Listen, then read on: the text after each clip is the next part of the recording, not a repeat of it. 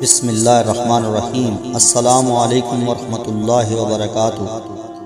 بابو reality T V کے ساتھ میں ہوں فیصل محمود، اور حسب روایت آج پھر میں مشکوة سے حدیث لے کر آیا ہوں۔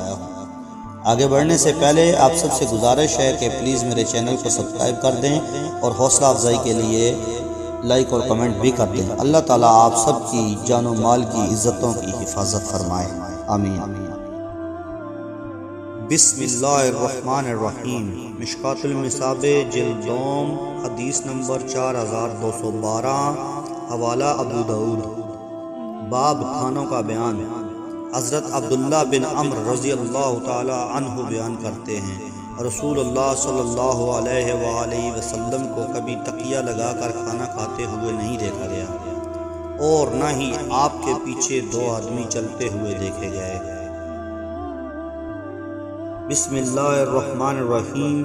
مشکوة جلد سوم، حدیث نمبر 4968، حوالہ احمد و ترمذی۔ باب مخلوق پر شفقت و رحمت کا بیان۔